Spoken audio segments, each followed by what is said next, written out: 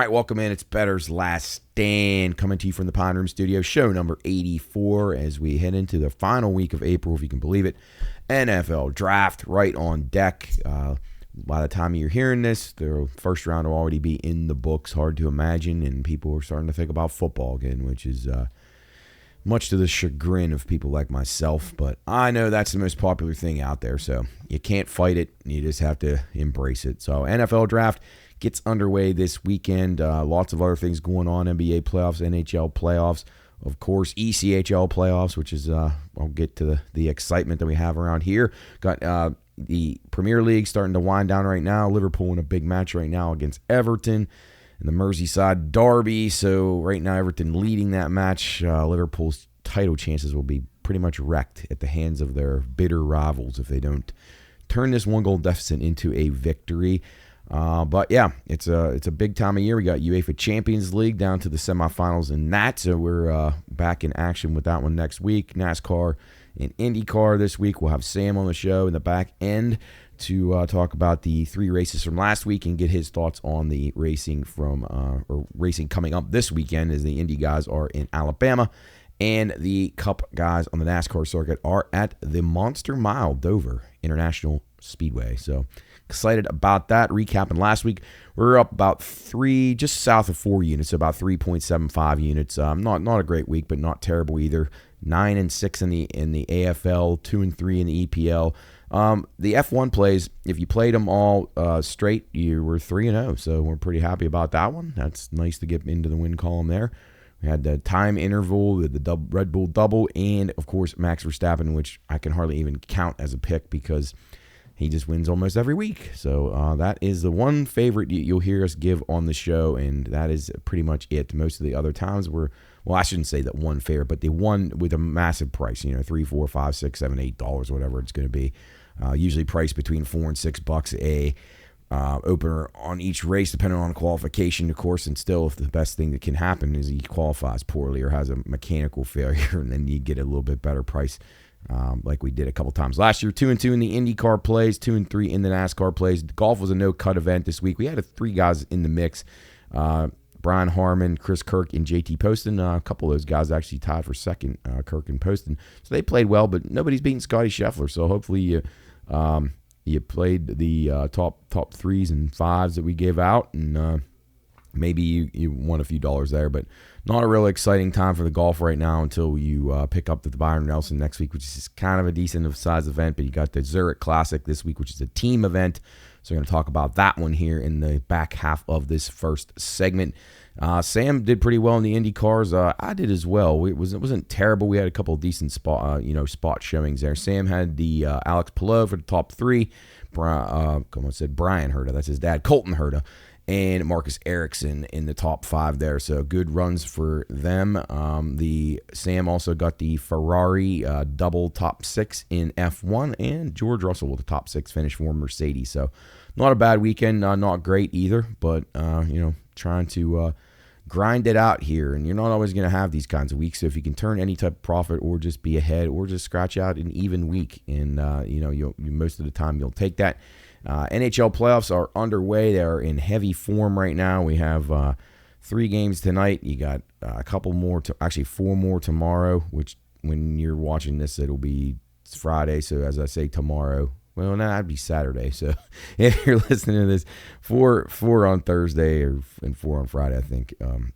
But anyway, great card. Bruins, Maple Leafs, and these series getting pretty testy early. That one tied up at 1. I'm still leaning the Bruins in that one. Vegas Golden Knights was a side we liked a little bit, so we're on them. And we have some NHL futures that we gave out last week. You can check those on BLS_PRP if you want some of the series prices. You can still bet some of them now. Some of them I'd recommend betting now. Others you would want to hold off on.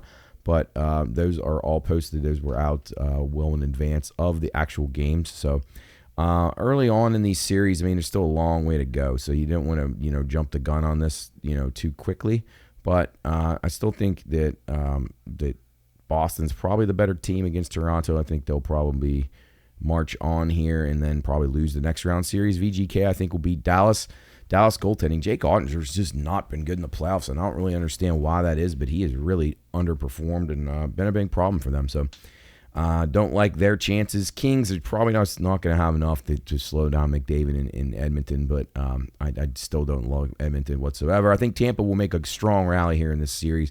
Coming back to Tampa, I think they'll probably win both games at home and then push it back to Florida tied up. I think that's going to go probably 7 games. The Islanders had their debacle the other day, so I don't think they'll be able to recover from that, blowing that big lead and getting beat. The Panthers or the Hurricanes covered the puck line in that game. So if you had either a puck line bet or a money line bet on the Islanders, you have to be sick. And if you had a bet that you probably were ready to throw the ticket away, if any of you bet with real tickets, or destroy your app or break your phone, you're probably thinking, Carolina's absolutely done. There's no way I could cover the puck line here. And poof, here you go. Jake Gensel for the cover, former Penguin. So it was quite a debacle by the Islanders, and Islanders just aren't good enough right now in goal.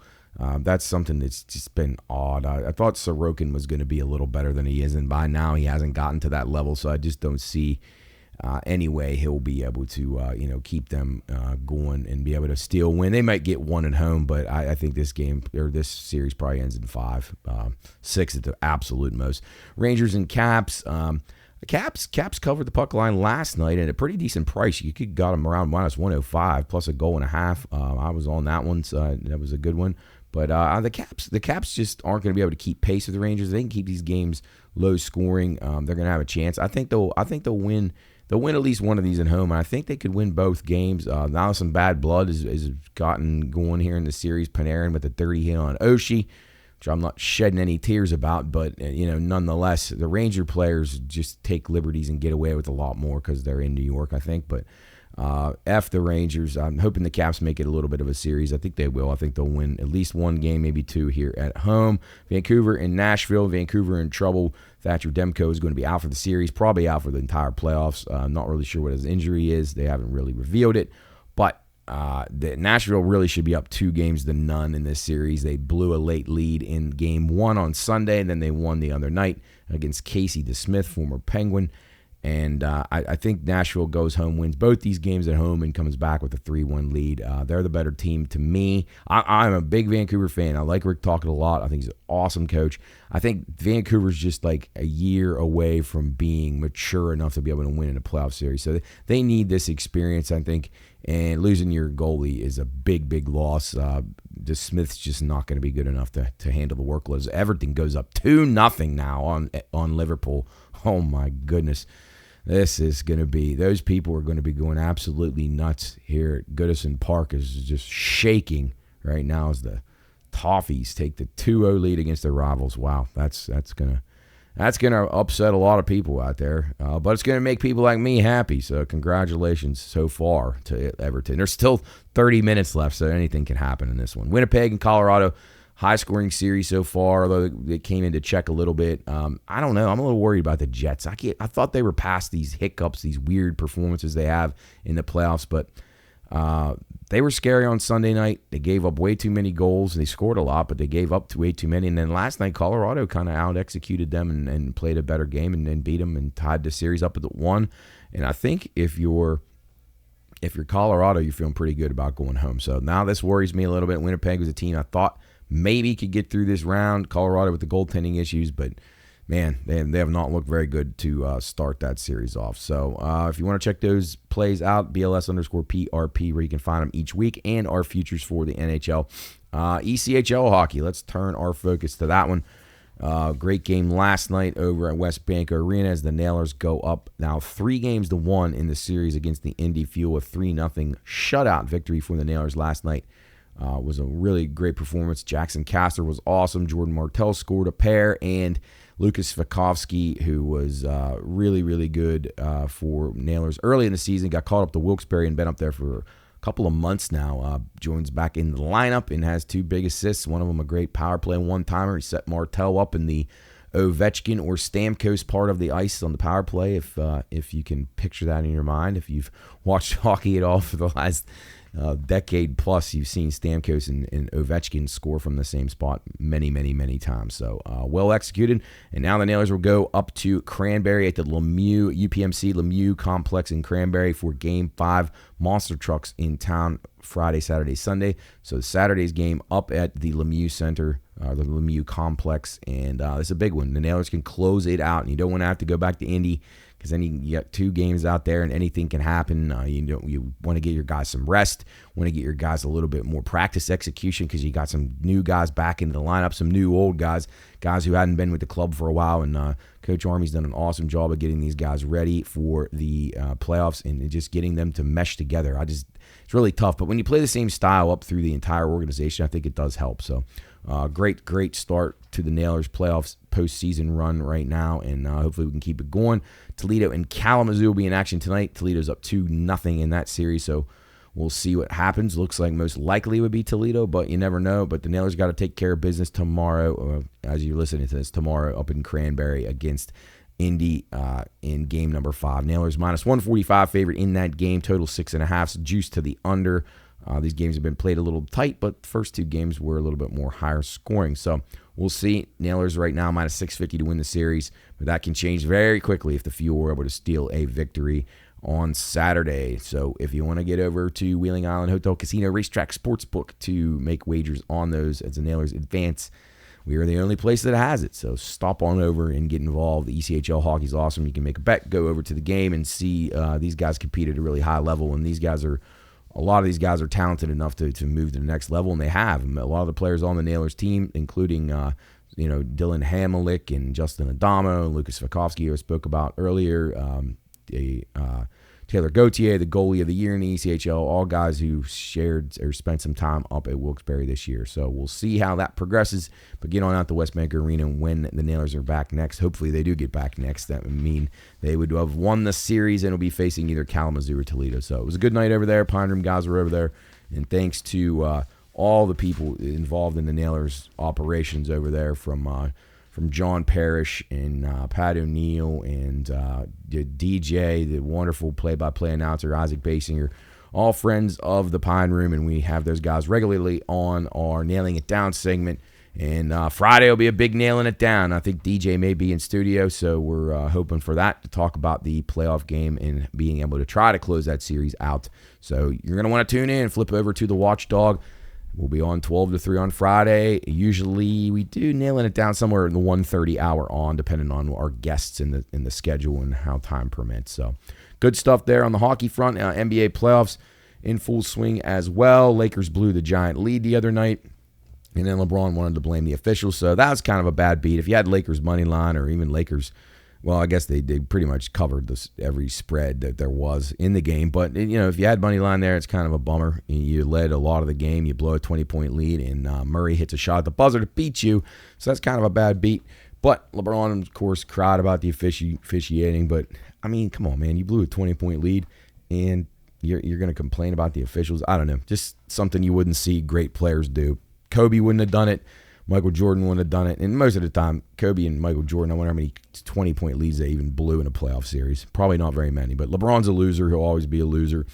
And just the sooner that he's out of people's minds and off camera and just don't have to hear him talk, the better, because he ruins the game. He ruins sports in general. He's just everything you wouldn't want an athlete to be, at least one that I would want to cheer for. So NBA playoffs rolling on.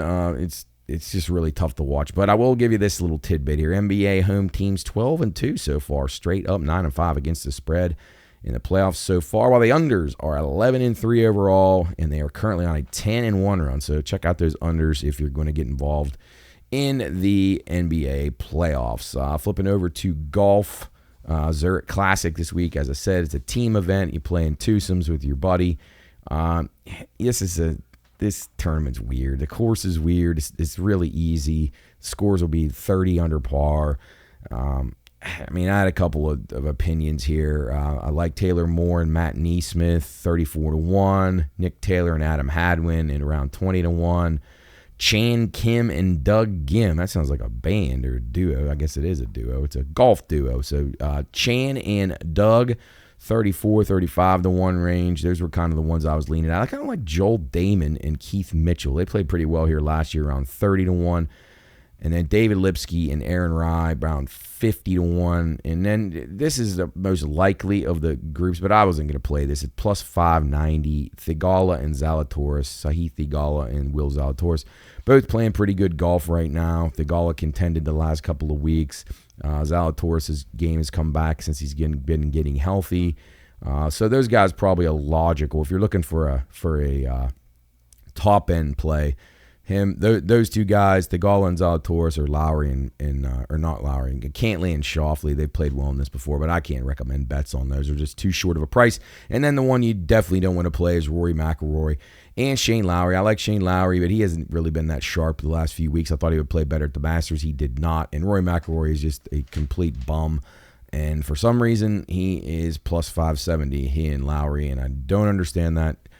Even in the slightest, they are the second choice in the betting markets currently. So that'll be a very, very hard pass for me on those guys. Not necessarily Lowry, but you know how I feel about Rory McIlroy, and until I'm proven wrong, I will continue to tell you he will never win a big tournament again, and this would not be a big tournament. So it would be fitting for Rory to win a loser tournament like this. But anyway, Zurich Classic in Louisiana this weekend. Not one of the top golf events by any means. A couple other things NFL draft-wise here. Obviously, last night, if you're listening to this on Friday, last night was the draft first round. We pulled those off the board 24 hours before, so there's a learning lesson for next year. I should have reminded you about that last week. So 8 o'clock p.m. on Wednesday, you pull them down, and then they're down because, the risk in the just the exposure you have with the insider. It's basically insider trading. You're getting people with inside information laying down pretty good wagers. That's why most places will cap these, and we cap ours. You just can't take just loose action on this. This is the one event a year. Sportsbooks hate booking. It has been a bloodbath for many of them. And you got to be very careful because there is massive exposure. There's middling opportunities, and it could get pretty ugly. Most played prop bet so far right now, Michael Penix Jr. I think he's junior. Michael Penix. Anyway, the quarterback from Washington, under 32.5 is his projected spot of draft. So that means pick 32.5. He's got to be under. So it basically means he's got to be drafted in the first round if you're going to play it under, which is what people are doing. If you're going to play it over, that means you think he will be picked in the second round or later. Caleb Williams, the overwhelming favorite to go number 1 overall, as we talked about last week. And a couple other NFL tidbits here. The Colts' Isaiah Rodgers has been reinstated by the NFL after his gambling suspension. I don't even know if he still plays for the Colts, but he did. He was the guy that got suspended last year, set out the entire season, and he is active again. He can be used in an NFL game again. So we'll see. We'll see what happens to Isaiah Rodgers as he progresses. I doubt he's good enough for anybody to care, but it's just another example of, all the people that have gotten in trouble for gambling so far have been really, really nobodies, like complete nobodies. Because Ohtani has escaped justice, which I don't want to indict him because I don't know that he's guilty, but I suspect that he had a bigger hand in the whole operation than he's, telling us or telling anybody. And, that's his right. He's probably told by his legal counsel to just shut up and let this guy take the fall. And, that's what's looking like it's happening. But the bottom line is it matters who you are, and if you're a big name, you're not going to get in trouble. And if you're a nobody, a fringe player, you're going to get the book thrown at you. And that's what's wrong with our society today. People claim every day if you have money, you'll get off of criminal charges and so forth. So this is very similar to that. It's a sad state of affairs, but we march on here. Bettor's Last Stand, show 84. We're going to take a break right now. We're going to come back, hit on a little bit of baseball. Paul Skeens was on the rubber today. Talk about how he did and what's next for the Pirates, who have actually won a couple in a row somehow against the all of a sudden slumping Brewers, which cannot say I'm surprised by that. Going to talk a little EPL and UEFA Champions League soccer as well, and some Aussie rules football before getting to the racing part of the card in the final segment of the show. It's Bettor's Last Stand from the Pine Room Studios in downtown Wheeling. We're going to take a break and be back with more after this.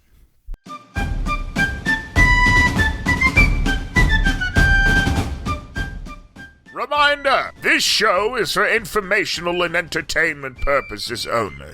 All wagering activities should only be conducted by those 21 years of age or older and within the confines of federal, state, and local law. If you or someone you know has a gambling problem, contact 1-800-GAMBLER. That's 1-800-426-2537. All right, men, load the cannons and hold the line. You're listening to Bettor's Last Stand.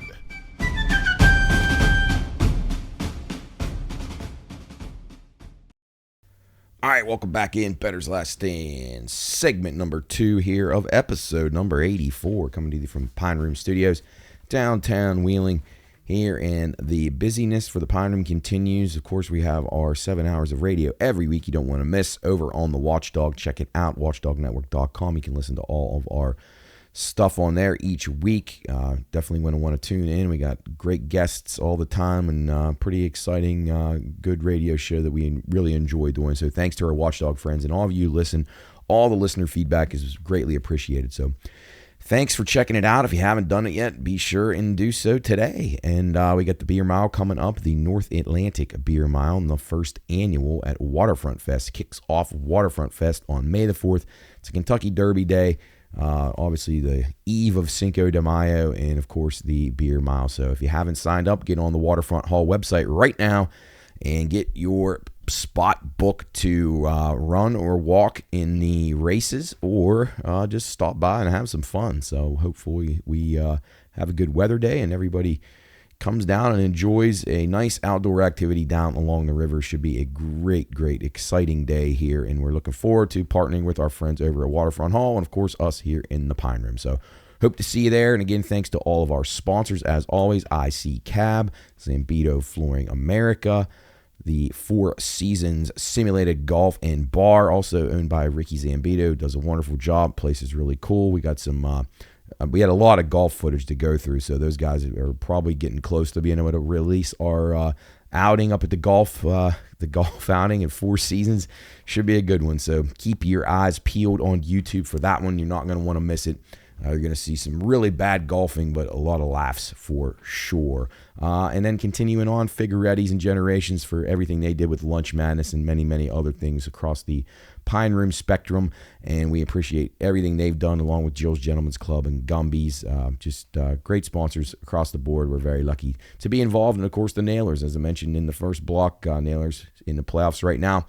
And we thank all our friends over there for all the collaboration that we've done with them all season long. It's been really fun, and hope to see you out at some Nailer games here very soon. The PineRoomStudios.com website is up and running, so check that out. Todd Morrison, our man, took care of it there. He built it up beautifully, and that is now getting starting to get supplanted with materials and data and all kinds of things that you can find out about us, all of our shows, us as individuals and so forth, and all the things going on in the Pine Room. So we continue to try to fine-tune our various programming across the dial, and we're looking forward to continuing to grow. So thanks to Timo for taking the time to get the website going. We also have a very exciting group of interns that we're starting to work with from West Liberty, who are going to fill some needs of manpower needs that man and woman power, or lady power, whatever you want to call it. We need help.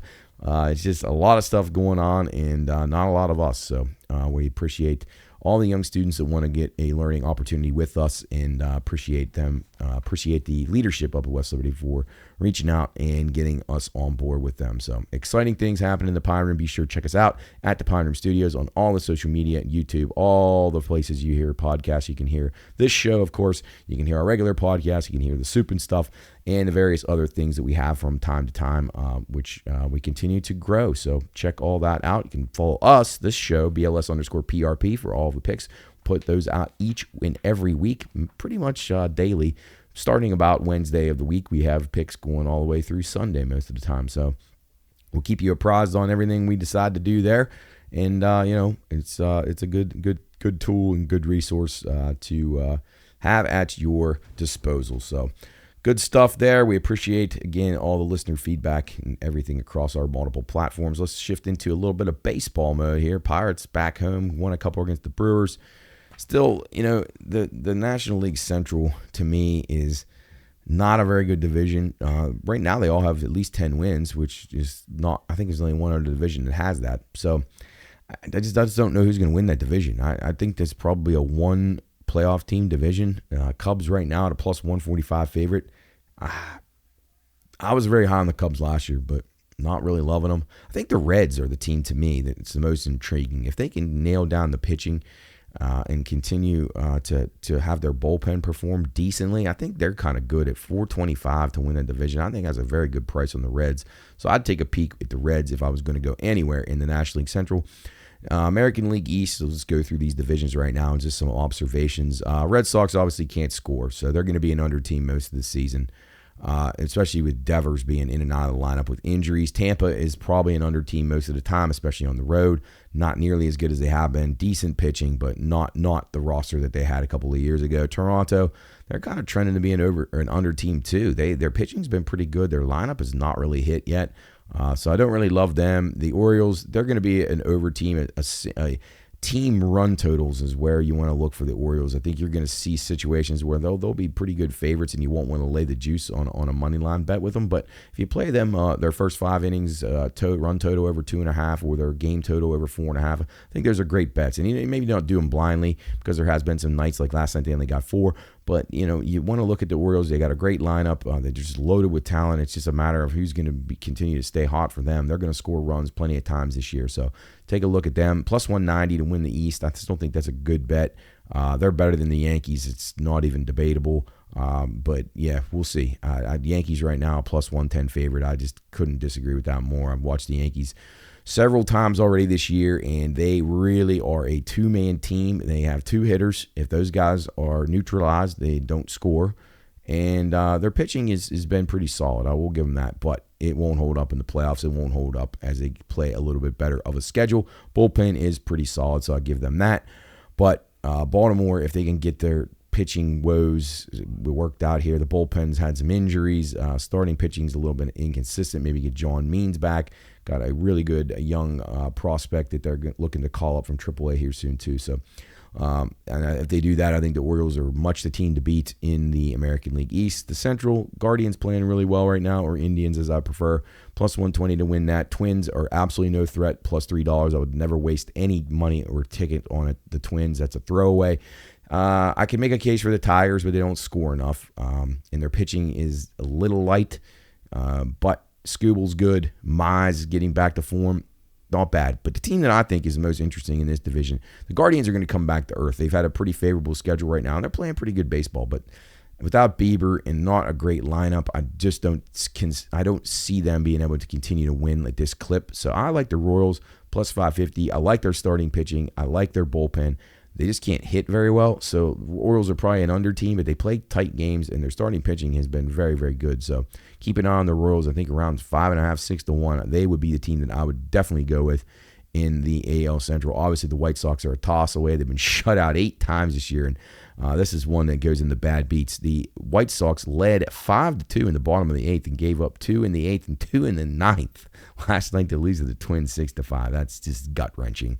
So if you had the White Sox, which if you were playing the White Sox, you kind of knew, boy, I'm up against it anyway. So if you lost on that at the end there, blowing the lead, you can't really be too surprised. So sincerest condolences if you had the White Sox. It was something's going to happen to them a lot. They've been shut out 8 times already. I mean, 8 times. That's really hard to imagine. And we're starting to see MLB totals down at 6. They have a 6 today against the Twins, which is just unimaginable to me. I mean, if you can just get the game to 3-3 somehow, which then again, that might be tough with the White Sox, you got an automatic winner there. So if you're thinking 7 runs, 6 pushes, 7 wins it, man, tempted not to play the over in that one. Moving on to the American League West. Man, the Astros, boy, they've been off to an awful start. They're still plus 235. That's it. Short price for a team in last place, and they have not played well at all. Texas, the favorite there. Mariners, plus 175. Texas, plus 140. Angels, 35-1, have no chance. And the A's, who have played better than people will give them credit for, they're playing hard.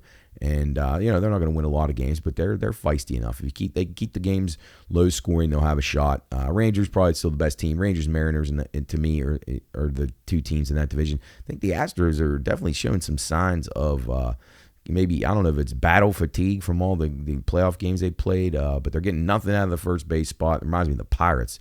Jose Abreu has been so bad for them, so they got to pick it up. Verlander is back now. He got a win the other night and will be on the mound, I believe, tomorrow. So we'll see how that goes. I'm sure they'll make a little bit of a push and still have a decent season, but I don't love them at that short of a price. Plus 235 is a ridiculous bet right now on the Astros. They do not show me enough signs that they are ready to turn it around. Braves, huge favorite in the East, of course, minus 475, followed by the Phillies at 425. It's a two-horse race there. Phillies bullpen is really, really, really bad, worse than the big leagues.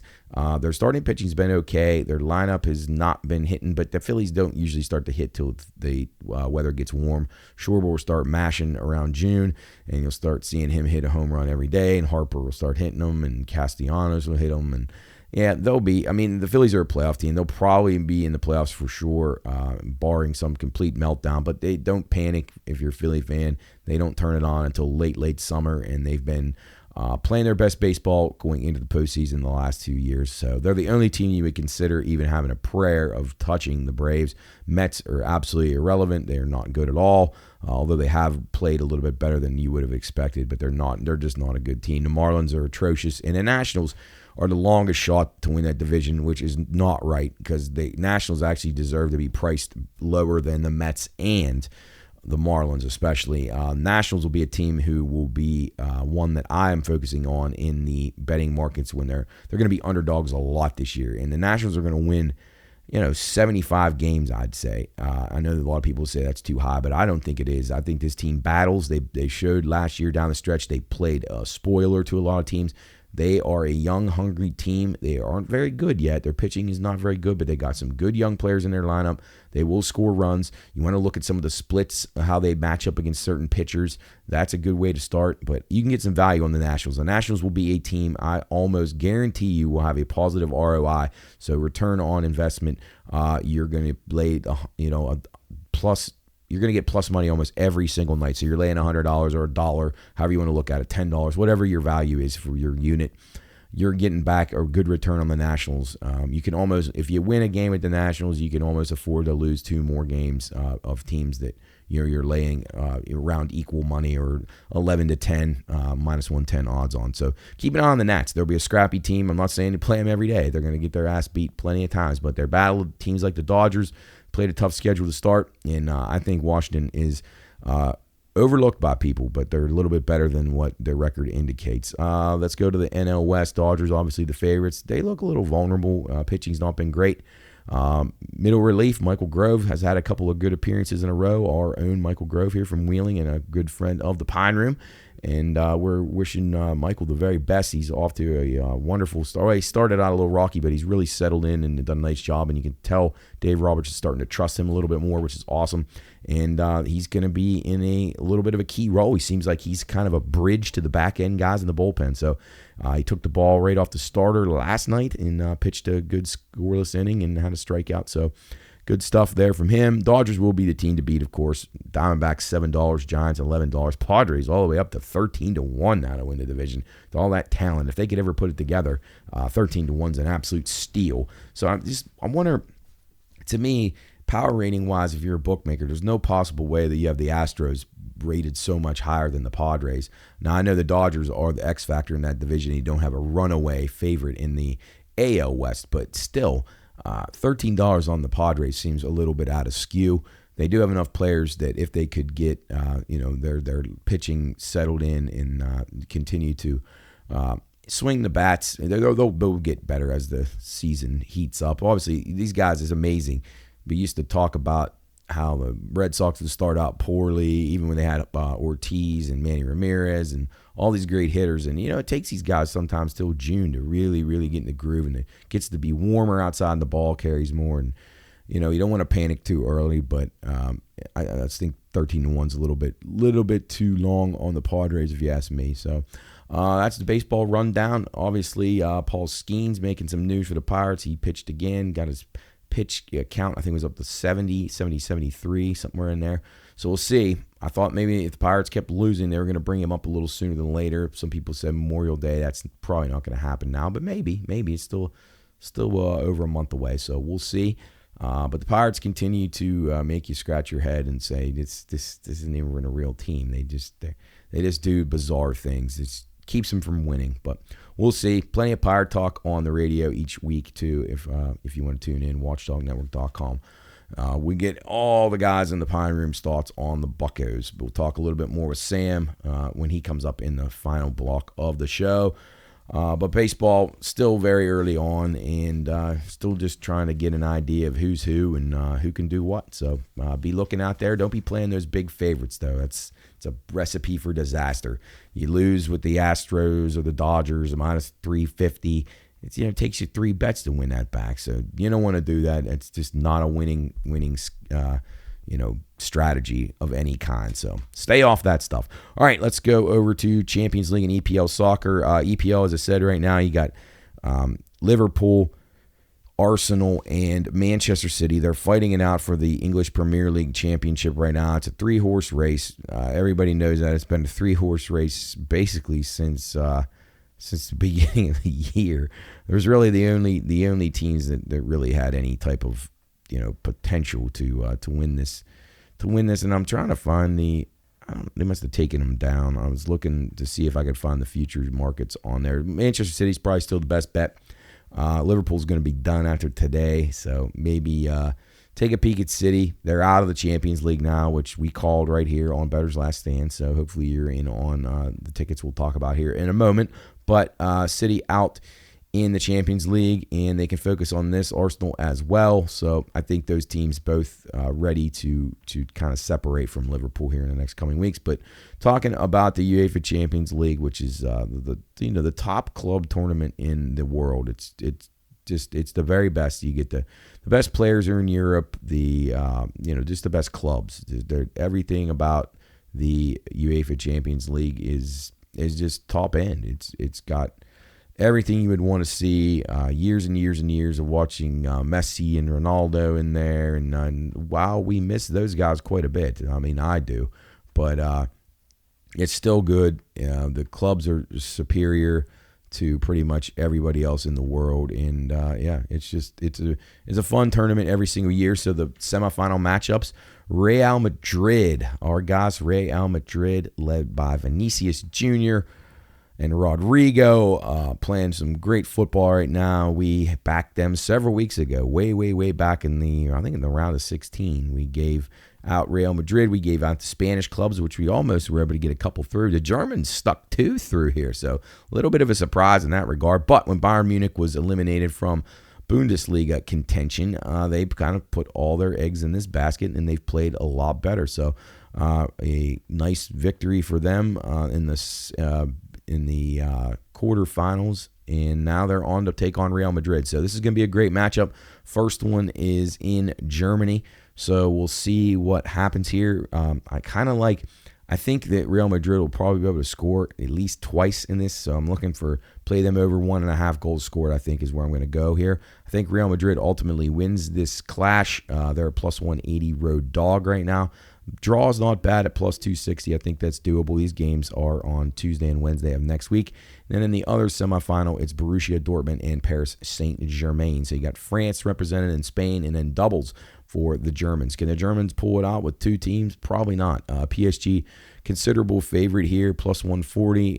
They're on the road, the first leg. So both first legs in Germany. You got one in Dortmund and one in Munich. So should be pretty exciting atmospheres there. Both these teams are going to need to put up a good result as they're going to go into places that are tough to win in, especially Bayern Munich, who will have to go to the Santiago Bernabeu, one of the toughest places to play in the entire world. And the Real Madrid people will be ready to go for another opportunity in a Champions League glory. And if you're familiar with them at all, they've won the most of any team and they've just been incredibly successful. Los Blancos, as they're called, just continue to do it.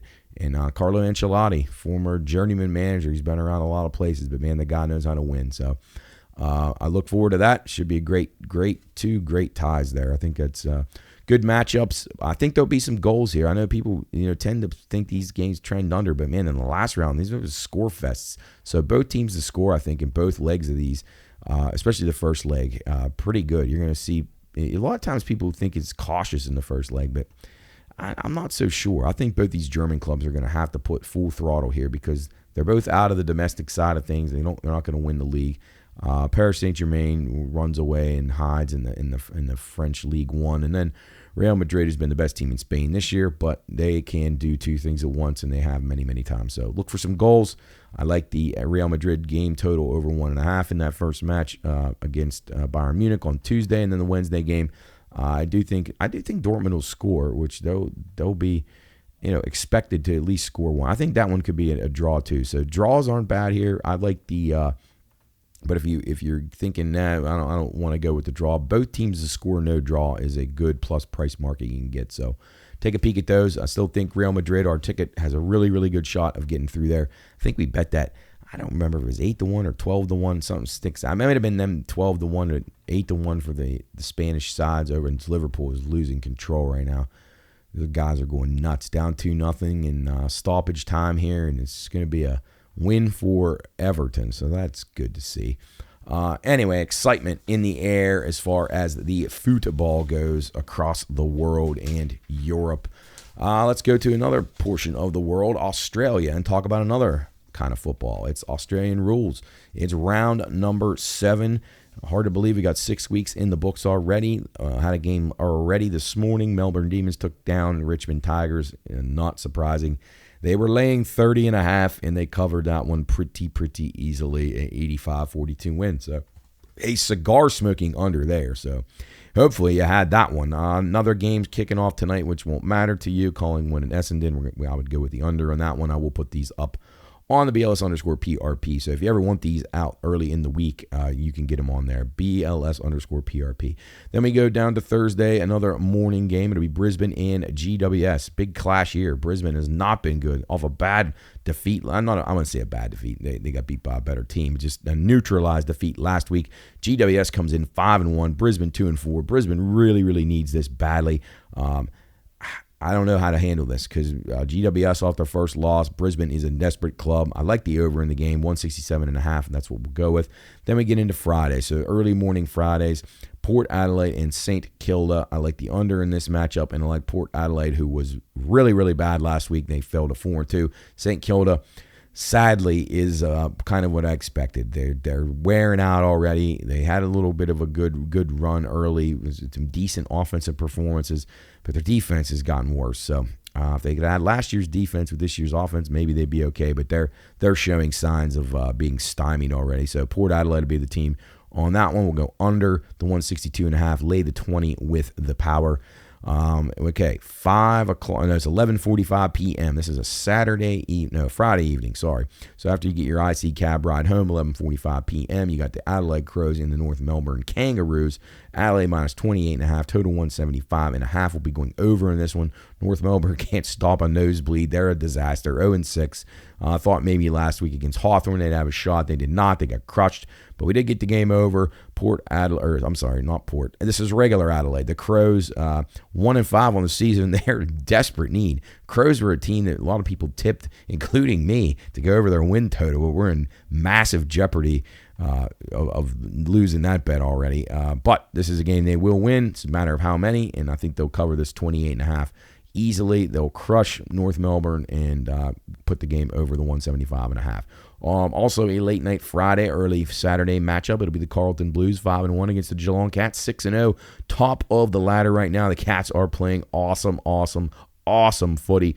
Very impressed with them as always. They got their guys clicking right now. They were coming off of a championship hangover last year, and they really just struggled to get any momentum. But man, they look very focused.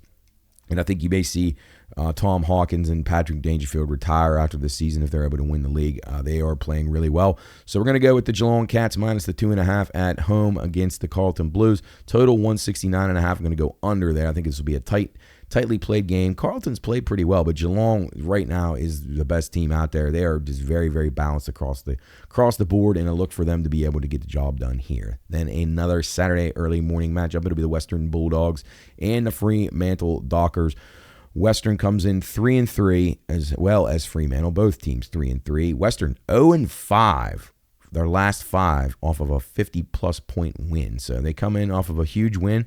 So that worries me a little bit. So I lean Fremantle, but I don't really love it. Fremantle minus 1.5 in the game. I'm leaning to the Dockers, but man, I don't trust the Dockers. Even at home, maybe a slight lean, but I'm not really sure I'm going to officially play that one. I'm going to watch the pricing and see how that changes before Saturday morning. 162.5 the total. I do like the game over. I think there'll be some points in this game. Western has not been very good on defense, and I think Freo can expose them quite a bit. So over 162, we will go in Freo versus the Doggies. Gold Coast Suns and West Coast Eagles. This is 11 o'clock on Saturday evening. It'll be Gold Coast giving 31.5 to West Coast. Yeah, West Coast ain't going to be giving people points. The total 166.5. West Coast has won 2 in a row, which is unbelievable. We have them under 4.5 wins, so we need this winning streak to stop immediately. Gold Coast 3-3.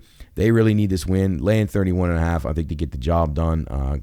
Gold Coast struggles to score, so covering 31 can be tricky. But I think that 2-week hangover for the West Coast Eagles and the 2 big wins, they'll be partying constantly for the last 2 weeks. I think that hurts them this week, and I think the game stays under, and they falter against Gold Coast. The final game of the week will be the Sydney Swans 5-1 against the Hawthorn Hawks, who got in the win column. Compliments of North Melbourne last week. The game numbers are like this. Sydney minus 18.5, 169.5 the total. I like the game over the total, and I will be playing the Swans. Swans can score. Hawthorn is not very good, and Hawthorn, the one thing about them, they seem to start out pretty well, and they score some points early in the game. So first half over is probably in play here, but over for the game, 169.5 is a great play, and I think Sydney pulls away late, wins the game by about 30. They're laying 18.5. So we're going with the Swans on the road at Hawthorn for round number 7 of the Aussie rules football season. It's exciting to have it back. Couple of tidbits here. Going back to baseball, a couple of bad beats. Mariners, Rangers over 8.5. You get 4 in the first inning. Actually, 2 in the first inning, I think 2 in the second. But yeah, 4-0 going into the third inning. You got nothing the rest of the way. That's baseball. It's hardly even really a bad beat. It's just one of those things that happens every single night. White Sox 3-19 entering Monday. That was entering Monday. If a bettor had bet against the White Sox every game this season, they would be up $1,261 off of a $100 base wager. So fading the White Sox seems to be a good idea, but you got to watch because the prices are very high, and then if you start goofing around with that too much, you can lose really, really fast. And another thing, a bad thing here in baseball, really disappointing. Hunter Wendelstedt, if you didn't see this, he threw Aaron Boone out of a game on Monday when a fan was yelling, and he just threw Boone out for no reason, no accountability. Baseball hasn't even addressed it. I've seen nothing about it, that he wasn't suspended, that he wasn't reprimanded. Now, maybe something will come out. But if you're going to allow umpires to get away with this kind of stuff, you're just asking for trouble. And I find it to be just disgraceful. Aaron Boone did nothing wrong. There's video proof. I mean, I don't know what more. And you can't even get hey, I made a mistake. No, it's somebody said something, you're gone. That is inexcusable behavior. And people wonder why we are so suspicious of umpires. When you're doing stuff like that, you now make yourself appear to be doing something that is not in the best interest of the game. And that could be, you could draw a lot of conclusions from the way people act. You can just decide outcomes. You can just decide things on your own. And I find it shameful, and shame on Major League Baseball for not coming out and suspending this guy. It's inexcusable conduct, and it'll go unaddressed. And Major League Baseball, they want to bury Bonds, and they want to get mad at Pete Rose still, but they have these mischievous characters going on throughout baseball right now. They do nothing about them. Angel Hernandez, and then this Wendelstedt. You just can't have guys like this and think you're going to have a credible product with integrity. So shame on MLB once again. They disgrace themselves, about as bad as the NBA. And a couple other tidbits. Brewers, I mentioned them a little bit. They've really, the bats have cooled off. They scored 3 runs or less in 7 of their last 8 games, including 2 runs or less in their last 3. 2 losses to the Pirates. So keep an eye on the Brewers. We told you a long time ago I didn't think they were very good, and they started out pretty well, but I think they'll come back to earth. And then the NHL playoffs, I forgot this little note that I had. NHL playoffs, home teams 10-4 so far, 8-6 to the over. So keep an eye on that. Home ice advantage seeming to be a little bit more valuable, at least early on in the playoff season. Kentucky Derby is next week. I'll have some picks for that. Maybe some multi-race stuff we'll have on the show that you'll be able to get on Friday morning for the Saturday race. So we're starting to look over the card. I believe Forever Young is going to be my top selection, but I got to find out who exactly is drawing in, and when the post-draw comes out, that's going to be important because if you remember a couple of years ago, which I don't even, I think we at least had the regular podcast. We may not have had Bettor's Last Stand yet, but we had a big discussion on the regular podcast about the Kentucky Derby, and I gave a horse out named Mo Donegal, and he drew the number 1 post, which is just so unfortunate because I think he was really going to win the race. He just got boxed in that 1 post. You just barely can win out of it. I mean, he ran a great race. He ran a winning race. He just couldn't get out of there. He ended up finishing 4th. But man, he ran on strong. He won the Belmont. So I mean, he just it was one of those days that would have been a life-changing score for myself and some other people that play with me for the horses. We when you have a little consortium of people that throw in money and we bet together. So I'll never forget that one. And that's why you gotta check the post draws. You gotta see who's drawing into the race. Make sure the horses that are on the paper are going to actually be in the race. So you gotta check that stuff. You have to follow it constantly and see the post draw and find out the pace. The pace makes everything, and the pace in the post positions in a 20-horse field, it means so much. There's been so many horses that have run great races, run winning races, but they just are compromised by either their start or they get boxed or whatever. There's always something that can go wrong out there. And then the pace. You have to have horses that are not necessarily pace dependent in every regard, because you're going to need some versatility most of the time. And closers have done pretty well the last few years, but we've also seen horses go wire to wire. So we'll check it out. Give you some winners next week. Let's hope BLS_PRP can find all that stuff out even before the show tapes. So we hope that you'll enjoy the Derby and come on down and see us at Waterfront Hall there on May the 4th for the first annual North Atlantic Beer Mile, kicking off Waterfront Fest here in downtown Wheeling. We are going to take a break here on Bettor's Last Stand, show number 84. We're going to come back and talk to our man from Pennsylvania. Sam the Man will join us, talk some racing, talk some baseball, talk some playoffs, and anything else that comes up. It's Bettor's Last Stand, show 84 from the Pine Room Studios. We'll be back in a moment.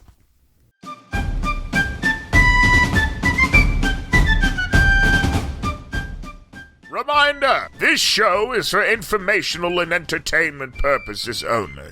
All wagering activities should only be conducted by those 21 years of age or older and within the confines of federal, state, and local law. If you or someone you know has a gambling problem, contact 1-800-GAMBLER. That's 1-800-426-2537. All right, men, load the cannons and hold the line. You're listening to Bettor's Last Stand.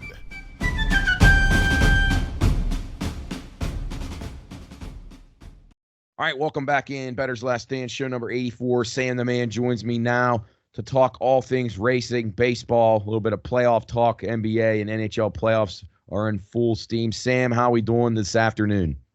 We're doing pretty good. Weather's, it's the sun pokes out, it's nice, and then it goes away, and it's windy, and it's a little chilly. So yes, just typical Pennsylvania weather, Matt. Right. Yeah, it's just like that down here in Wheeling, and it's starting a sign that we're starting to get closer to full scale spring and summer. So that is good. We hope that we continue on, and we don't have any more snow in the forecast anytime soon. Let's keep the fingers crossed we don't have any more games rained out. All right, let's get into the racing card. We had 3 races last week. We have 2 this week. The Indy Car guys, boy, they're working hard. They go back to back here. This is uncharted waters for them. We'll start with them first. Last week we had the Long Beach, the Grand Prix of Long Beach. Scott Dixon, the old veteran, leads 42 laps, gets the job done. But I'll tell you what, our picks were pretty good. We had a lot of guys buzzing right around the top 5 and top 10. And if people piggybacked us on those, we did not have the winner, but we had some good ones. Colton Herta ran very, very well. Marcus Erickson, Kyle Kirkwood. It was a good showing. Alex Pillow as well. So what were your observations from the Long Beach Grand Prix? Well, I'd like to point out the thing that bothers us the most. Not one commercial for this race. I didn't see it any time. No advertising. No advertising. So that's really good way to get viewers. But when I did turn it on, it was good. Yeah. I mean, there wasn't a one point where it wasn't intense or people weren't battling. So Right. I love that there's equality in the cars and there's potential. Honestly, the top 10, I really do believe any of those guys could have won. Their Yes. numbers are so close in total times and their average speeds are so close that it gives me hope that these next couple races, we're going to have 2 weeks off after this next race. So Right. Yeah, they had tough to to Indy get back for the in. month. Yeah, it was tough to get back into the swing of that. But Indy's great. So honestly, I thought it was pretty good for how lackluster their advertising and their schedule has been so far. Yeah, and you and I talked about it. I don't know if I think it was Saturday night, but Friday or Saturday night we were exchanging about it, and I saw a commercial for this week's race. But Yeah. last week's race didn't even happen yet, and I didn't even know what channel it was on or what time it was. Obviously, I found out because we look regularly. But if I was just a general person and I had it on, I don't even know what channel I was watching. I might have been an NHL playoff game or something, or soccer match in the morning on. Maybe it was a soccer match on Saturday morning, and here we go. It's like there's no advertising for the damn race of that actual race week. So, yeah, you're exactly right. Poor job by them marketing this. It gets buried there. A lot of people don't know that it's on NBC. They have a big TV contract, which is weird, but they don't advertise it like they're on a big network. It's like back way back before NASCAR started to have a revival. It's like you would go through and you couldn't find the race. Like you never could find it. And now they've done a good job. Like you get saturated with the NASCAR advertising each week of where the race is, if it's qualifying on FS1, so forth on all the different ones, the truck race, the Xfinity, and they do a great job now. Now I don't ever have to even worry about where I'm going to find the race, but this thing just gets buried. And at this time of year with so many sports going on, that's just not a good marketing strategy because you need people to be able to find the damn thing. Yeah, it's shocking because the product is good. The It product is. is good. The cars are cool. Like people love cool looking things Right. and flashy things. Yep. It's cool. So probably advertise that week's race, not 2 weeks ahead. Right. It's mind blowing. It's mind blowing. Yeah, it really wasn't serving me any. It served no purpose for them to tell me that the race this week in the Grand Prix of Alabama was coming up because I had to get through the Long Beach one first and various other sporting events on the calendar. But back to the race, Dixon led 42 laps, but as you said, it was competitive. Colton Herta led 7. Joseph Newgarden 19, Will Power 15. So I saw some passing out there too, which is a good thing. I do think this is very like the driver quality here is what's going to separate these guys. Who has the better feel of the car that day? And like you say, I thought there was like 6 or 7 cars that could have won this race. And I'm not certain that it won't be the same here in this Alabama Honda Indy Grand Prix of Alabama. Scott McLaughlin, the defending champ, but Roman Grosjean led 57 laps here and finished second last year. So that right there tells me this is going to be a competitive race. What are your thoughts?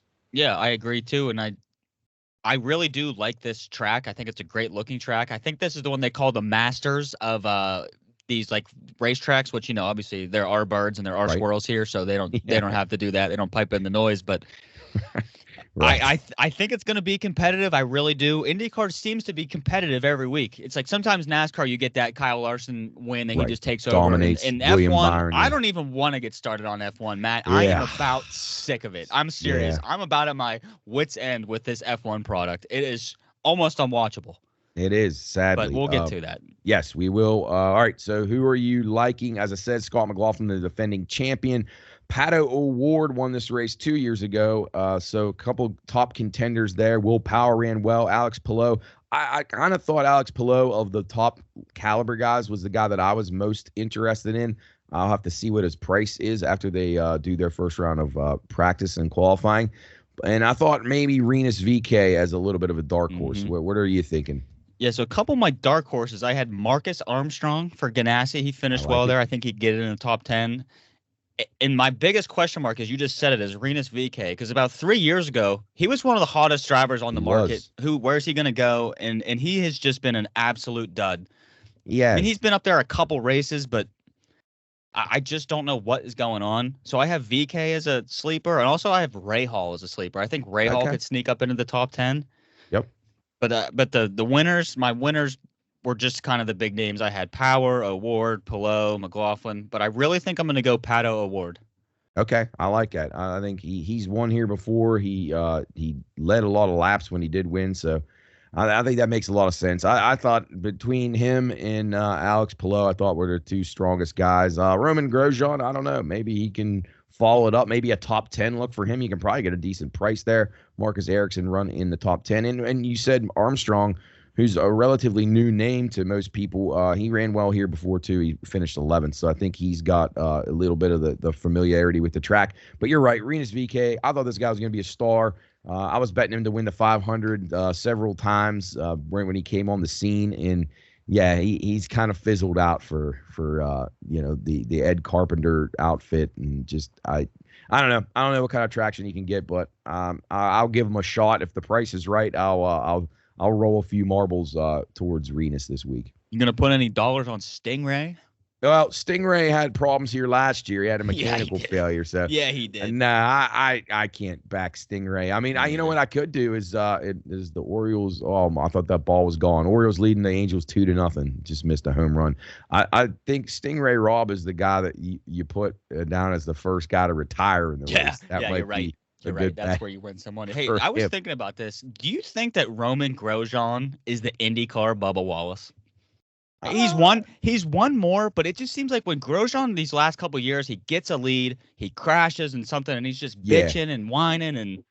No, he's had some bad luck because he's had strong cars several times. He's actually had good cars at Indy 500 before, and he can't finish the job. You're right. You'll be another problem that we had over the weekend.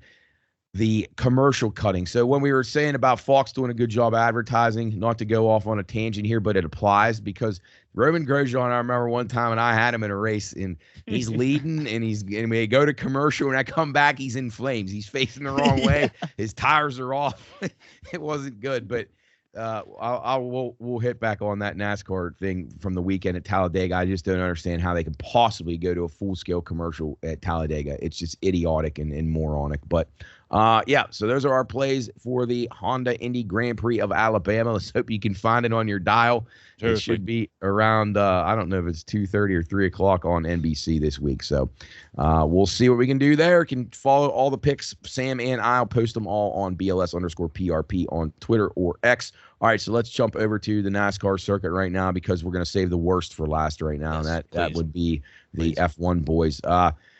So before we get into the race itself, the Geico 500 in Talladega, I want to express my disgust for Saturday's Xfinity race as I had about 7 cars in the mix here, and it was bad enough that I didn't end up winning the race, but it made it even worse is that they kept cutting the commercial and not doing the split screen, and when I would come back, I'd have like 2 more cars out of the race because I would miss the accident. So what are your thoughts on this? I don't understand in any world today why NASCAR or any racing circuit would ever do a full set commercial without the picture at least being on the side of the screen. It was funny the first week, like, oh, okay. It's not funny anymore. It's so annoying. It's shocking that it's in Xfinity and it's in Cup. Yes. But you were right, Matt. Every time you were right. You had about 6 or 7 guys. Then there was a caution, commercial. Now you have 5. What happened? Caution, commercial. Oh, now there's 3 left. And so it was shocking. And I'm not even going to talk about how many things that they've missed in Cup Series. They've missed fires in the pit lane. They've missed the crashes. They've missed everything. Yeah, and I don't know if Fox changed like their directors and producers, but I don't remember it always being this bad. Like, I think their on-air talent is good. Like, I think Kevin Harvick has been really good in the booth. I like Boyer. When they had Jeff Gordon, I thought he was awesome. I think their pit reporters do a good job, but I don't know what it is. Something about their way that they have the race organized and just the timing of some of the things has been very poor. I've struggled to find information that I needed. It's tough. NASCAR needs a better damn app, and they need to get. I think they run into a problem where like the directors of these things maybe aren't race fans or even bettors. Like so it's a problem. Like they don't understand what is needed, what people need at the time. Like showing results. Even in NBC when they have the NASCAR, my God, I never know where guys are. They put that 3-person scroller up there. It takes forever to find a guy. By the time they get to like 20, then they reset it to the top spot, and you don't even know where anybody 20 on is. It's ridiculous. Yeah, and the Xfinity race had a hell of a lot of excitement, and Jesse Love gets his first win. But man, my guys were fading like flies. The damn overtimes, it was a disaster. But it was a good race. So I guess maybe I'm just a little bit bitter because Talladega did me wrong. And back to the commercial thing, if you're gonna take a commercial break at Kansas, okay, I can live with it. But if you're doing it at Talladega and Daytona and Bristol, you're an idiot. You can't do it.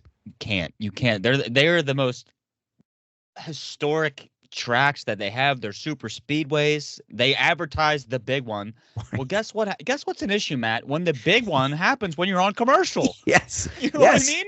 These were problems that they had in the 90s. I remember like watching like ESPN and some of these outfits that had never done stock car racing before, and they had it, and you had to go to commercial, and you just see there's pieces of cars all over the track, and like, you idiots, like you missed the thing that a lot of people only care about. Yeah, but like they advertised a commercial about a crash. We want our guys to crash, so you watch this. And then you go to a commercial and we don't get to watch it. Yeah, that'd be like if that'd seriously be this comparison. So a lot of people like watching racing just for the crashes, which Sam and I are not in that group. Now, yeah, we enjoy a competitive battle that ends up in a crash here and there, no question about it. But it would be like the people that go to hockey games strictly for the fighting, and they were just to cut away to commercial where the guys fought. Yeah, no, you're spot on. You're absolutely spot on. It's crazy. And then the Eric Jones, the crashes when they show him, that shows how bad they're. He's not even racing this week. No, I know that was really, really bad hit. And who? Oh, you know who else in Xfinity? I couldn't remember. Justin Allgaier hit really hard too. Yeah. He came out of the car and he did an interview like right after that. I was like, man, that was a vicious hit down on the inside wall. So yeah, and that really bothers me when people like make fun of, some people like, oh, this is a redneck sport. These guys aren't athletes. Bullshit, they're not athletes. Yeah. Tell me what would be worse, getting hit like Eric Jones did or Allgaier did last week, or fucking getting hit in the NFL game. I think I'll take the NFL hit anytime. Yeah, it's like, hey, you want to fight Ryan Reeves, or do you want to hit the wall at Daytona going to 190? I think I'd rather fight Ryan Reeves. Yes, exactly. But one thing, Matt, we said that was just shocking is that it doesn't seem like it's being fixed. Like, did you see how Corey LaJoie ended the race? Yeah. On the side. He slid across on the side. It took him about 15 minutes to figure out Corey LaJoie slid across the finish line. Yeah, it was getting into the race. Tyler Reddick gets the job done. This bothered me in several fronts. There's been some finishes this year that have really rubbed me the wrong way. Now, if I was on the winning side of them, I might think differently. Yeah, but this one was weird. I will be fully transparent here and say, I had Brad Keselowski, which Sam did too. We were on Brad. He ran well. He's been doing well for us. We had a really good shot with him, but didn't work out. I thought that he won the race, but they never threw a caution, so it didn't matter. And then these guys in the back are racing, and like the race had already been decided basically, and it was literally survival of the fittest. Like Brad Keselowski, had he known that he was not going to be able to win that race, like they were not going to do what they normally do and they throw the caution and they freeze the field where the caution comes out at, he should have just turned up into Tyler Reddick. If he would have known that, he could have just smashed him against the wall and won. But I don't know. I don't know. I feel bad criticizing NASCAR sometimes about this stuff because I know it's like quick decisions, but that was like unnecessary mayhem. But then again, like you said, Michael McDowell caused the whole thing. He fucked up, dude. He panicked so bad. Yep. He was going to lose that race one way or the other. Yes, he was. You didn't want to be out front. No, but the thing that we said, I don't know who determines when the caution goes, because somebody crashes in the back, they hit the wall, it's a caution, it's one car. But McDowell hit the wall. There was no caution, and then he collected everybody, and then that was the caution. So right. It was a little too weird late. to me. Yeah, I didn't understand it. I mean, you got a car sideways at 200 miles an hour, but you waited until Tyler Reddick got past Keselowski. That just didn't sit right with me. And I mean, sometimes they throw. You've seen it. I've seen it. There's been times where the caution comes out before the accident even happens. You see, like, that's how quick they throw it. And people will spin and they'll throw a caution. They'll spin and they'll throw a caution. And I find it odd, Matt. What are the odds that Michael Jordan was there this time? Exactly. 100%. And I was talking to Chris and some other guys at the vets. I mean, I'm not criticizing NASCAR if that played a role in it, because that's incredible exposure for them. It's the greatest race team. And I have nothing against them. We like Tyler Reddick. I think he's a good racer. I love Michael Jordan being involved, but it just didn't seem right to me. Wasn't right. I don't know. So you had Bubba win at Talladega under rain, shortened, sketchy circumstances where it was sprinkling. And then this one, Michael Jordan benefits. So good for him. But, man, that burns, man. And it burns poor Brad Keselowski, who almost snapped that winless streak. I know.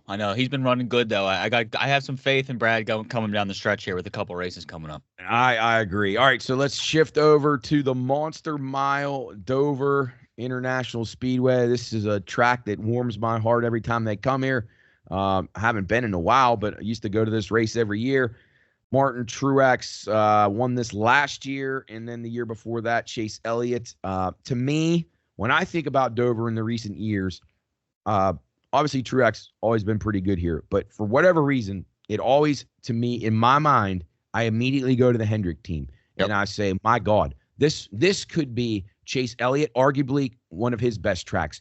Absolutely, Alex Bowman's probably his best track. Kyle Larson, who's maybe one of the best racers that we've seen in a long time. He has a lot of great tracks, but he is dominant here too.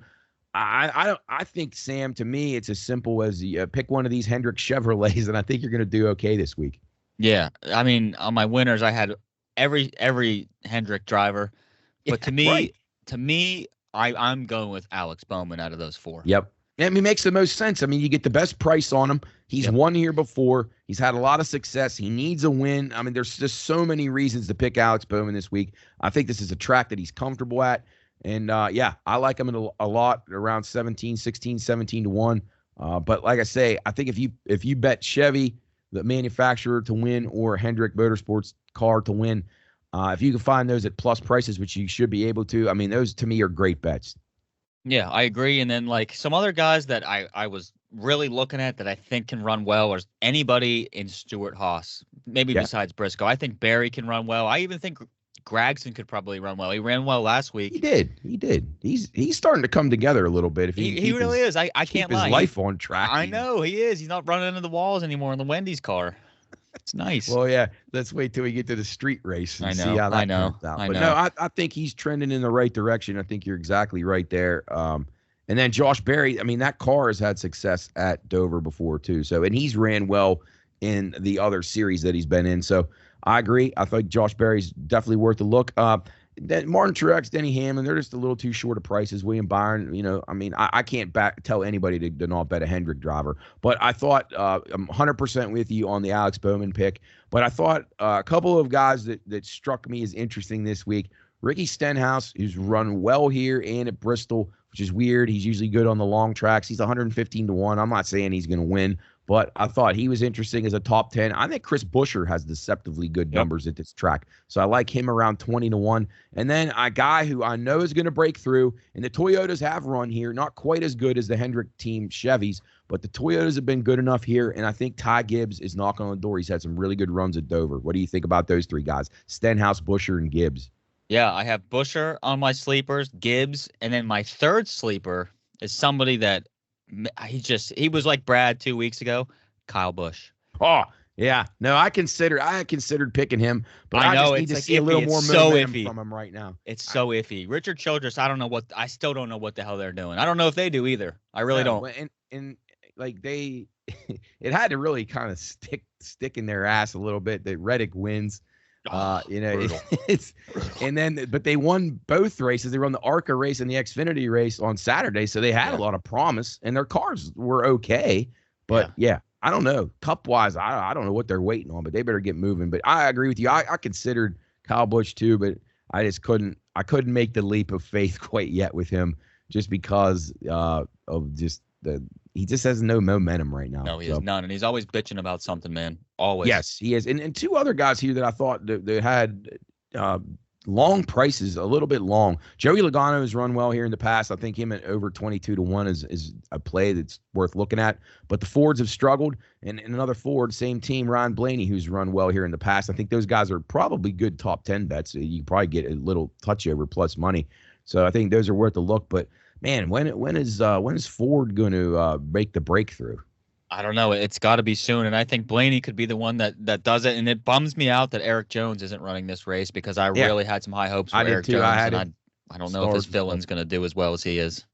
No, probably not, unfortunately. But hopefully he gets back to health and can get back in the car here very soon. But man, I mean, when you have body trauma like that, I mean, it's scary to see a guy hit like that and think about just. Yeah, there's so many things like, man, I want him to race, but it's like you need this dude to be okay. Like he could be having like major brain damage because of this. Man, so. I actually think it's a little wrong that they interview these guys after the infield care center. I kind of do too. It's weird. It's like, hey, Eric, how you doing? You doing all right? No, I just crashed at 190 miles an hour. Like, yeah, my back's sore. My brains are scrambled. I can't see right now. Yeah, I do too. I think it's really weird. I mean, they mandate going to the infield care center, but do they mandate that they have to do the interview after? And they don't wait around. I mean, they're waiting right outside the door. They don't let the guy go get a shower, like they'll calm down, get a drink. Nothing. I mean, here we go. Stick the mic right in your face. But I hate that. They got to get rid of that, and they got to get rid of Michael Waltrip's grid walk. It's terrible. It's automatically turning the channel. I can't stand it. Yep. And speaking of grid walks. Here we go. What's happened, Matt? Formula One once again. I tell you what, our picks were all right. You nailed George Russell. You nailed the double Ferrari top 6. Those were easy. I had the double Red Bull top 3 podium. I mean, come on, this doesn't take a brain surgeon to figure this stuff out. But Verstappen wins again. But again, these races just aren't even competitive. He leads every lap, or actually he didn't lead every lap. Lando did lead a couple, a handful, but just dominates again. I did give out 1-2 on Twitter, the over 12-second interval, so he hit that one. But this sucks. I mean, it's not really entertaining. I mean, obviously you like seeing the cars. They look great on the track and flying around out there, and we're back in China finally since the Wuhan virus, but the race itself was nothing. It was nothing. Like I texted you, we're just watching Max Verstappen set lap records and drive his car around. And then, like, I see articles like, oh, Zhou Guanyu is so honored to race in China. Well, he should have been honored to finish out of whatever place he was in. It wasn't very good. I would genuinely ask anyone in F1, what are the points of any of these teams outside of the top 10 showing up? Yeah. What is the point? There isn't. There is no point. They're just driving. They're just driving around. They are. They're on like a Sunday drive out in the park, and they could die from it. Like Daniel Ricciardo, he shouldn't show up anymore. No, enough of him. We were kind of hoping he would have a little resurgence. He's been a total bum. Valtteri Bottas, another engine failure. I mean, I still think that guy in the right car is still good, but I mean, he's probably never going to get the opportunity. But I mean, this is awful. It's a shame for the amount of money that goes into this circuit that they can't have a more competitive, field each week. But yeah, it is. It's Max Verstappen out there on a walkover. I mean, it's just, if he doesn't screw up or something fall out of the bottom of his car, it's over. And I did laugh at Sergio Perez. Like, he gets interviewed prior to the race, like even after qualifying, and he says something like, well, and my focus is not on the winning the championship anymore. Like, oh, really? Like, hey, good, Sergio. Like, I think, that goal should be exterminated from your list of goals for the year. But yeah, you should be worried about getting a new ride, I guess. That's what's going to end up coming down to. But that's what these guys are doing. They're basically showcasing. It'd be fun if they just raced without Verstappen. It'd be really cool. They should do that. Once Max wins and he locks it in, they should say, hey, you're done. You can't race anymore, dude. From the betting markets, they do have that now every single week. The winner without Verstappen. So you can go into that one, and that does provide a little bit of intrigue, which I kind of kicking myself because I was going to bet a McLaren to be the winner outside of Max last week, and I didn't end up pulling the trigger, and Lando ran second. But yeah, so we're off until we head down to the Miami Grand Prix, which will be cool. I mean, I'm glad that we're getting these races in North America, Sam. We can only hope that the competition gets better, and then it'll pay off, I guess.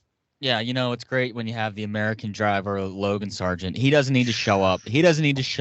I mean, the thing that bothers me, Matt, is like the way that it's marketed here. It's not marketed for racing fans. It's marketed for celebrities and being seen at the race. You just want to go to the race and see the people there. It's not even about the race. It's not about the teams. It's just about, hey, we're in Miami at the F1 race. Like, look at us. Look how cool we are. You can't get these tickets. It's a total status symbol. Same thing with the Vegas one. Again, I'm glad it's come to North America. Yeah, I am. I agree. But I do will agree. we ever get it to where it's actually competitive? Logan Sargent, who you mentioned, he finished. Think about this. He finished 96 seconds behind Max Verstappen. Now that is impossible. And these cars go faster than lightning, and the guy's 96 seconds behind. He was the last running car in the race. It's like, how like the drivers get out and they weigh themselves after. Like Max was already weighed and he was already getting his towel down and his drink, and he was ready to go to get the trophy. I don't get it. It's almost like people running against the Kenyans and the Ethiopians in the Boston Marathon. You're right. You're absolutely right. There's no shot for anybody else to win but them. It's the closest comparison we have, sadly. But yep. So nothing this week for F1. We'll be back at Miami as they make the big trek. It is one fascinating thing how much in freight and shipping costs and fuel must they burn to transfer all these different continents. Just the way that they do it, it is quite an impressive undertaking. They need to film that. That would be more exciting than the racing. Right. Like I get pissed when my shipping's $7. I can't imagine what this is costing these guys. Yeah, like. I mean, that'd be something to see, is have the people that do the transporting for these big teams. Can you imagine the pressure that you have to, like, the only thing that could derail Verstappen is his car doesn't make it to Miami. Right. Let me get an interview with those guys. Yeah. And the guy who messed it up is getting executed. So he better be careful. Right. There's no doubt about it. Especially if it's one of those races over in Saudi Arabia. Yeah, watch out. Fucking head will be on the floor. All right, so that'll do it for the racing talk for this week. Let's hit on some baseball. Paul Skeens was cited today, threw I think 73 pitches or so. So do you think that they're building up his workload for a early summer call-up? What's your gut say? Yeah, I think that they're, because apparently he's never pitched in his life and thrown a lot of pitches, so might as well ramp it up. He wasn't throwing 120 pitches, 130 pitches in the College World Series and leading up to that in competitive SEC baseball. So against metal bats. Yeah. So, I think it's great that they're doing the workload thing. Like, I have no clue because they're on one end, they're doing that, which is just childish. And then like a week ago, they're pulling pitchers at 59 pitches. Right. This week, they let a pitcher stay in and pitch and they win. I don't know who's making these decisions, but whoever he is, he's an idiot. And where will the consistency come? Like what footprint are they following? Right. I don't know. And then I heard the analytic. Oh, the third time around the rotation, you got to take these guys out. No, if you're throwing 100 and you're striking guys out and they're getting out and they're hitting into outs, you stay in the game. It's simple. You use less arms, then you have more arms available later or for the rest of the series. I don't know if I didn't go to college, but that just makes a lot of sense to me. Well, you don't have to go to college to be smart. Trust me, we know that more than ever. That's just the world we live in today. People put that fancy diploma up on the wall, and it doesn't do anything for you. Sorry, but yeah, it is weird because you see all the fucking comments from all these managers, not just the Pirates. Like a lot of these teams that are struggling to get any traction about. The bullpen, this guy's not available, this guy's not available. Well, maybe they'd be available if you left your starter in a little bit before he gets into a jam. And I'm not talking like a guy hits a little dinker single in the 6th inning, like, oh boy, let's sound the alarms, let's get a guy up here. Like I don't understand it. And then I don't understand these teams who force their guys to pitch to contact and thinking that they're saving pitches by doing that. And it doesn't seem like it translates to me. But your same culprits, your Pirates and some of these other outfits that just don't seem to get it. And then you got teams like the Orioles and the Royals and some of these other teams who are developing the guys, getting them up to the big leagues at the right time. Although I will say, let's go to the Orioles real quick. Jackson Holliday's got to go back down. They got to They got to set him. I mean, he's so young. Yeah, and it's not fair to him because I feel sorry for him. Like last night, you could tell I got home from the Naylor game and I was watching the Oriole game before I went to bed, and you could see it in his eyes when he's coming to the plate. He knows he's going to be struck out. He knows he's getting fooled. I mean, he needs to go down there, get the confidence back up, and he'll be fine. But just, I don't know. We'll see. I don't think they can keep him up much longer. No, but I mean, there's a huge leap from AAA to the pros. Even though, like, these guys that we'll say, like, talking about the pitchers that get pulled and put in, like when the Pirates put in a Ryder Ryan because somebody gave up a single, it's like, dude, Ryder Ryan will dice you up. You know what I mean? Like, sure, he's not that great, but when you're playing a rookie, yeah, dude, it's a totally different ball game, and especially when you've been struggling pretty much from the jump. Yeah, it's a tough thing to get out of. And all the pressure of the top prospect. At least he got his first hit, but he's batting like .33 or something. So it's batting what I'd be batting. Yeah, I know. Yeah. Let's talk a little bit about NHL and NBA playoffs. What's been your observations so far in those? All right. So here's the thing. I love the Clippers for one reason. I don't like any of the players. I love Steve Ballmer. I think Steve Ballmer is the best owner ever because he's a billionaire and everyone's like, oh, these billionaires know more than me. They know all these secrets. Mm-hmm. And this guy's obsessed with having the most toilets so you get to watch the game. And he just loves being the owner of the Clippers. Like, I like Steve Ballmer and the Clippers just for that. But the Clippers, they were the Clippers last night. Yeah. Paul George and Kawhi and like, they have so much talent in that. They do. What happened in the beginning of the year when they were dominating? Where is that? Is it just they haven't played enough? Yeah, maybe. Because I do think they are the X factor in the West. To me, right now it's probably Denver's to lose, although they're not quite as good. But I thought if anybody could do, you got OKC who's not quite ready to win yet, and some of those other teams that just probably aren't there. Phoenix is a mess. They're really not going to threaten at all. Minnesota, I think, won't be tough enough to be able to beat. A Denver, somebody in the coming rounds. But I thought the Clippers, if they could put it all together, was the one team out there that could be right there with Denver and pushing for the right to basically play the Celtics in the finals. Because I know it's early on and they're pounding a bad team right now, but like if Boston doesn't make it to the finals this year and like something ought to get switched, push it to 7 games, I think your boy Mazzulla is going to be gone and they might be shaking things up. Yeah, they may, and It's just tough because, like, the T-Wolves are so good, but their big men are soft. Gobert is soft. Karl-Anthony Towns is soft, and they are not like Jokic. Right. Jokic is so good, and Denver's, I don't know, I don't want to say secondary players, but their non-stars are so much better than, like, everybody. Like, the Lakers, you can't rely on an old-ass LeBron and AD. AD's back's going to get hurt. LeBron's going to complain about something. Right, and how about the other night? They blow the 20-point lead, but somehow they go and blame the officials for the loss. Come on. Crazy. I mean, would you ever see Michael Jordan and Kobe Bryant doing stuff like that? No, they'd be in there beating the shit out of their teammates saying, hey, fucker, this was your fault. You didn't guard this guy or whatever. Yeah. There's no accountability there. It's always the ref's fault, not LeBron's.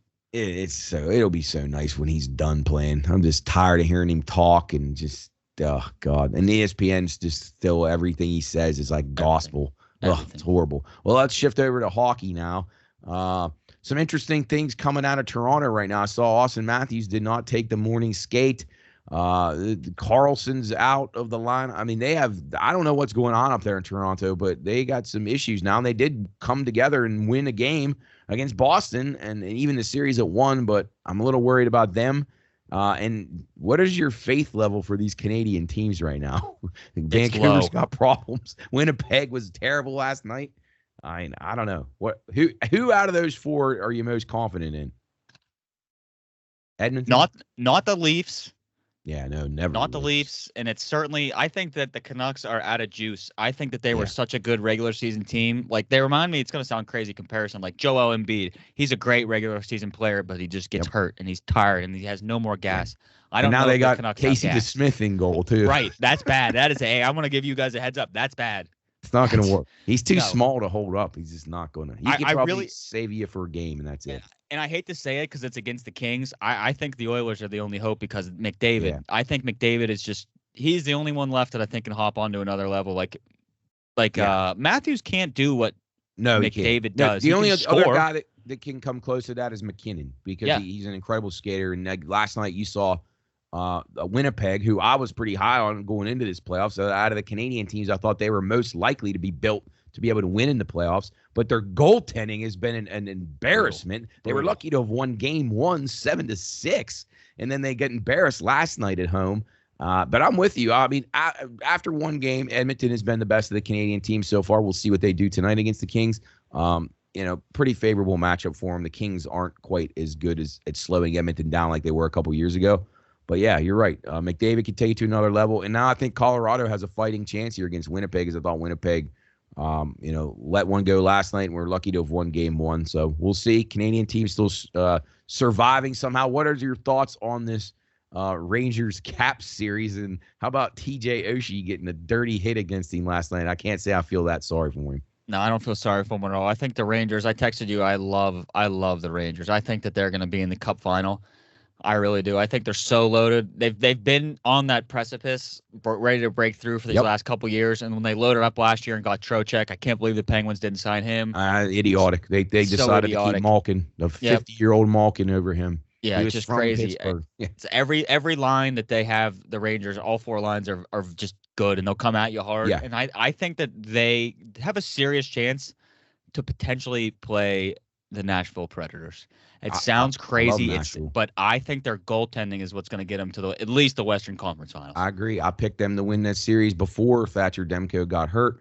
I think they should have won game 1. I think it should be up 2-0, and I think they'll probably win both games in Nashville. I feel pretty good about that. But the thing about the Rangers, to me, is they have, to me, definitely the best 4 lines, the role of the best 4 lines they have. They have a good goalie. Can he continue to handle the mental workload that's going to be required of him in New York? That's the question that I have. And then will they fucking do something dumb like Trouba get a match penalty in a critical time? So that, to me, could be their only undoing. But I agree with you. In my opinion, it's probably between them and, I guess, Carolina. And Florida has been playing better, but I still think Tampa's in that series. It's going back to Tampa. I think they'll win at least one of those games, maybe 2. So I think that'll be a long series. I think the Rangers could get this thing done in 4 or 5 games, which will help them a lot. But I do think the Caps will win one of these games in a low scoring. And now with the bad blood coming out here, Panarin better watch himself because Tom Wilson's out there, and he's you know how he is. We know better than just about any group of fans, being Penguin fans, of what that guy's capable of doing. Yeah, that's my only worry of, like, if something happens to one of them, because they got a lot of players that they could take out too. You know, a lot of players. So if one of those guys gets taken out, I still think they'd be all right. But once they got to that Carolina series, Carolina's not bad, man. They're not bad. Tough. They are a tough team. Good coach. Brind'Amour's a good coach. If their goaltending holds up, I mean, they're very good. How about if you're an Islander fan? How bad of a collapse was that? Dude, I hate the Islanders. I hate everything about them. I love seeing them just fall apart like this. Like, they're in the playoffs. We're not. They have the last laugh. But man, I love seeing them lose. I love it. They got some assholes on their team too. Oh, yes, they do. Yes, they do. Yeah. But all right, Sam. Well, thanks as always for the wonderful contributions here to Bettor's Last Stand. We will talk to you over the weekend and see you back on the show next week. Yes, sir. Go Bucks, baby. Awesome. Thanks, brother. That's Sam the Man from Upper St. Clair checking in with all things sports here on your place for sports betting and sports analysis. We do it a little different than most people, so we're not going to sit here and give you 15 different giant favorite winners that you could probably figure out yourself. We're going to give you some different looks, some different points of view, some different perspectives, and hopefully still get you to the same place, which is profits. So if you have any questions, comments, observations, shoot us a text, contact@thepineroompodcast.com. You can message us on Twitter or X, BLSPRP, BLS_PRP.